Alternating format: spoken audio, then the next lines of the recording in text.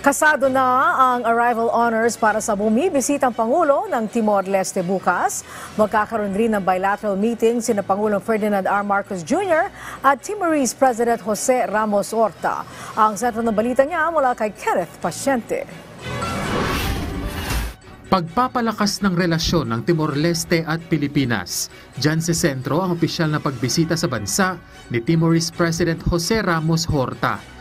Dumating sa bansa ang opisyal kahapon para sa kanyang official visit at mainit na sinalubong ni na Philippine Ambassador to the Democratic Republic of Timor-Leste Belinda Ante at Manila International Airport Authority Assistant General Manager Manuel Gonzales sa NAIA. Bukas sa arangkada ang mga aktibidad ng opisyal at nakatakdang magkaroon ng bilateral meeting kasama si Pangulong Ferdinand R. Marcos Jr. kung saan inaasahang mapag-uusapan ang pagpapalakas pa ng bilateral relations ng dalawang bansa. Tatalakayin din ng dalawang lider ang usaping pangkooperasyon gaya ng technical, political, educational at economic partnerships. Ilang ahensya ng pamahalaan ang makikibahagi sa official visit, kabilang ang DFA, DTI, DOJ, DOST at DSWD. Matatanda ang inihayag ni Pangulong Marcos Jr. ang suporta sa Timor-Leste nitong nakaraang 42nd ASEAN Summit sa Indonesia at tiniyak na mananatiling kasangga ng Timor-Leste ang Pilipinas.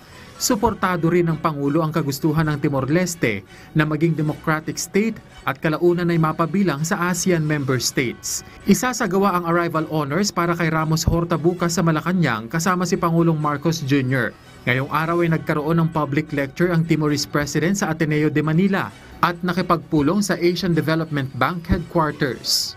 Kenneth Pasyente para sa Bayan.